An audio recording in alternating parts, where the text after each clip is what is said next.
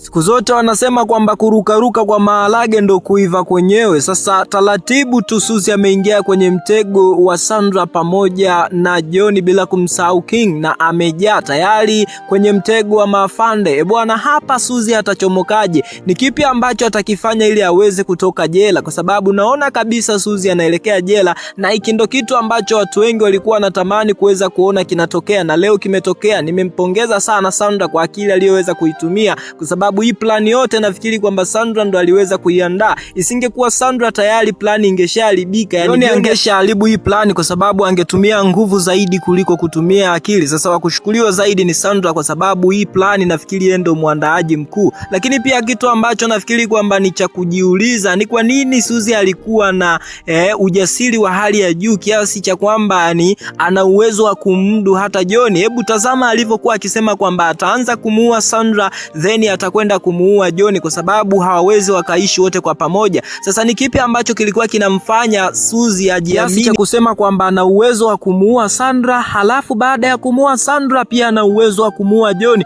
Nafikiri kwamba hapo ndipo wengi mmepata majibu ya kwamba mama yake mdogo alichokuwa akimwambia Sandra ya kwamba Suzy ana tatizo la akili alikuwa sahihi, kwa sababu kwa mwanamke wa kawaida hawezi kutamba mbele ya mwanaume. Hivi unawezaje kutamba mbele ya mwanaume kama John? Nafikiri kwamba hapo ndipo nimeelewa kabisa kwamba Suzy alikuwa na tatizo la akili kama jinsi ambavyo mama yake mdogo aliweza kusema. Lakini pia tumeweza kuona tayari Suzy ameshikiliwa na maafande, na ushahidi umepatikana kwamba alihusika na mauaji ya Tina, lakini pia alihusika na mauaji ya mama yake mzazi, kwa sababu yeye mwenyewe kwa mdomo wake, yeye mwenyewe kwa kinywa chake ameweza kukiri kwamba aliweza kufanya hivyo, na hii ni mara baada ya kuhitaji kuua. Yani kiufupi ni kwamba ni kesi plus case, kwa sababu alihitaji kuua pia Sandra pamoja na mtaalam Mr. John. Lakini pia hapo awali alishakiri kabisa kwamba alihusika na mauaji ya Tina, lakini pia alihusika na kufanya udanganyifu ambao ilisemekana kwamba Sandra hana uwezo wa kuzaa tena. Mbali na hiyo kesi pia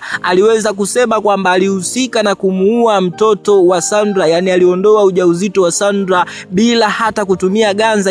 Ni kesi nyingi ambazo tumezisikia zinazomkabili Suzy. Ni kesi ipi ambayo ataiponyoka hapo? Kwa sababu kesi zote ni ngumu, kesi zote ni kesi za mauaji. So nafikiri kwamba kwa wakati huu hakuna mtu yoyote yule ambaye atakuwa na uwezo wa kumsaidia Suzy. Labda tusubirie maajabu, huenda Suzy ana kitu cha ziada ambacho sisi hatukijui, kwa sababu isingekuwa kitu cha ziada hicho hapo asingekuwa na uwezo wa kujiamini ya kwamba ana uwezo wa kufanya mauaji kwa Sandra, lakini pia ana uwezo wa kumuua John. Wote kwa pamoja anawaamdu, wakati tunatambua siku zote mwanaume anakuwa na nguvu zaidi kuliko mwanamke. So nafikiri kwamba huenda Suzy akawa na jambo lingine, au atakuwa na backup plan ambayo itamfanya aweze kuponyoka kutoka kwenye mikono ya sheria. Lakini kwa wakati huu sidhani kama itakuwa possible kwa Suzy kuweza kutoka jela, kwa sababu kesi zinazomkabili ni kesi ngumu zaidi. Lakini vipi kuhusiana na tamthilia hii hapa? Upi ni mwenendo wa tamthilia hii hapa? Tunaelekea wapi ndugu wapenzi watazamaji wa tamthilia hii pendwa kabisa ya Love Me Again?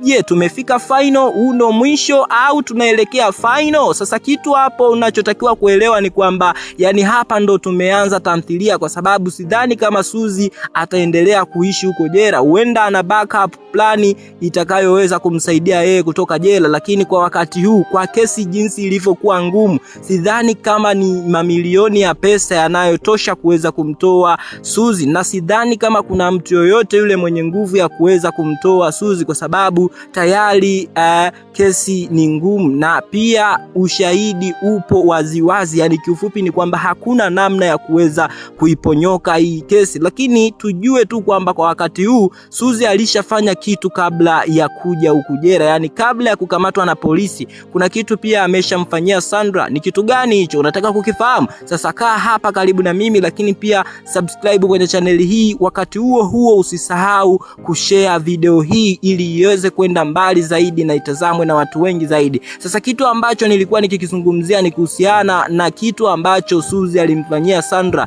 kabla ya kukamatwa na mapolisi. Tayari alishabadilisha dozi, alishabadilisha dawa ambazo Sandra anazitumia. Yani kifupi ni kwamba Sandra anafikiria kwamba yeye anatumia dawa sahihi kwa ajili ya kupunguza maumivu, kwa sababu tunatambua kwamba Sandra anaumwa ugonjwa wa moyo. Lakini nafikiri kwamba tatizo litakwenda kuongezeka kwa sababu dawa zimebadilishwa. Yani kifupi ni kwamba anatumia dawa fake ambazo aliweza kuzitumia ama aliweza kuzichukua Suzy kutoka kwa daktari wake na kuzileta hapo. Sasa hiki ni kitu ambacho nafikiri kitakuwa na madhara makubwa, na kitu ambacho ninashauri ama maoni yangu ni kwamba Sandra atoe taarifa kuhusiana na ugonjwa wake, kwa sababu tayari adui yao ameweza kuondoka. Kwa sasa hakuna kitu ambacho kitamfanya awe na stress. So nafikiri kwamba anaweza akapona endapo tu ataweka wazi kuhusiana na ugonjwa ambao unamsumbua. Lakini pia kitu ambacho ningeshauri zaidi ni kubadilisha mfumo wa tiba anaotumia, kwa sababu tunakumbuka kwamba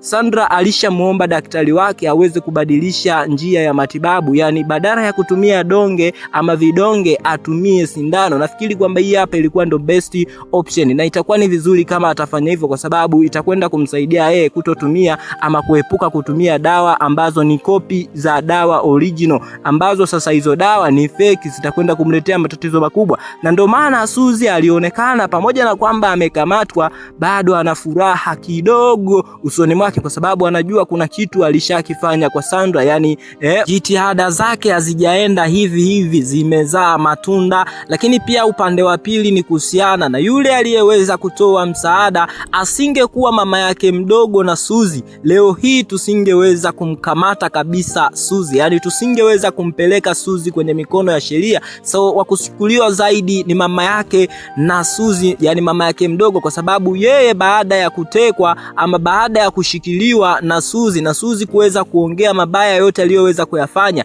moja kwa moja Suzy aliamini kwamba tayari amemdhibiti na amemuua mama yake mdogo bila ya kujua kwamba mama yake mdogo bado ni mzima. Na ilikuwa ni bahati, kwa sababu aliweza kupiga simu kwa Sandra na John, moja kwa moja wakajipanga, na ikawa ni rahisi kwa plani yao walioweza kuiandaa kuhakikisha kwamba Suzy anatoa siri zote za machafu aliyoweza kuyafanya, na moja kwa moja plani yao iliweza kukamilika. Na moja kwa moja mtu ambaye nafikiri kwamba anapaswa kupewa pongezi kutoka kwako wewe unaifuatilia tamthilia hii hapa ya Love Me Again, sio mwingine ni mama yake mdogo na Suzy, kwa sababu kutokana na vitisho alivyopata kutoka kwa Suzy, nafikiri kwamba angekuwa mwanamke mwingine hapo asingevumilia, angeondoka moja kwa moja na kurudi alikotokea. Lakini kwa kuwa alihitaji kujua zaidi ni kipi ambacho kinaendelea kwa mtoto wake Suzy, lakini ni kipi ambacho kiliendelea kwa dada yake, basi aliweza kusalia kwa ujasiri mkubwa kabisa na kuweza kusaidia maafande kukamilisha swala lao la kumkamata Suzy. Lakini pia kitu ambacho nafikiri ni cha ujasiri zaidi alichokifanya mama yake mdogo na Suzy, sio rahisi kwa mama kuweza kumfanyia kitu kama hiki hapa mtoto wake, hali ya kwamba anajua madhaifu yake. Yani tunatambua kabisa kwamba mama yake mdogo na Suzy anatambua kwamba Suzy tatizo lake la ukichaa ama tatizo lake la akili linaweza likawa ndo lilisababisha yeye aweze kuwa mbaya kiasi hicho, linaweza likawa ndo lilisababisha yeye aweze kufanya mauaji kwa mama yake. Lakini pamoja na kujua madhaifu yote ya Suzy, aliendelea kutoa ushirikiano kwa Sandra pamoja na John na kuhakikisha kwamba Suzy anaenda jela, kwa sababu hili siamini kwamba ndo tatizo la akili ndo lililoweza kupelekea Suzy kufanya mabaya yote haya. No, nafikiri kwamba mbali na tatizo la akili alilokuwa nalo, kuna kitu kingine cha ziada. Yani kifupi ni kwamba hii ndo roho yake, yani ndo asili yake, ana roho mbaya, haijawahi kutokea kwenye hii dunia. Lakini pia kitu kingine zaidi ambacho nafikiri itakuwa ni vema tukikifanya kwa wakati huu ni kutabiri ni yapi ambayo yanakwenda kutokea episode ya 149. Unafikiri kwamba episode ya 149 itakuwa ni final kwa sababu Suzy tayari amekamatwa? Nafikiri kwamba haitakuwa ni final. Lakini pia kitu ambacho kinafuata kwa wakati huu itakuwa ni hali mbaya kwa upande wa Sandra, kwa sababu ugonjwa wake wote tunafahamu hatari yake. Hivyo basi anatakiwa kuchukua uangalizi mkubwa zaidi katika kujali afya yake, na kitu ambacho ni cha msingi zaidi, anatakiwa kuwashirikisha ndugu zake ama anatakiwa kumshirikisha John bila kusahau baba yake. Lakini nafikiri kwamba episode inayofuata kuna kitu kitafanyika pale, kwa sababu daktari kama kweli anajali maisha ya mgonjwa wake, sidhani kama ataweka siri hiki kitu, kwa sababu ameshagundua kabisa kwamba Sandra hataki familia yake iweze kufahamu. So nafikiri kwamba daktari anatakiwa kuchukua ama anatakiwa kutumia maamuzi ya busara kwa kuifuata familia ya Sandra na kuieleza kuhusiana na ugonjwa ambao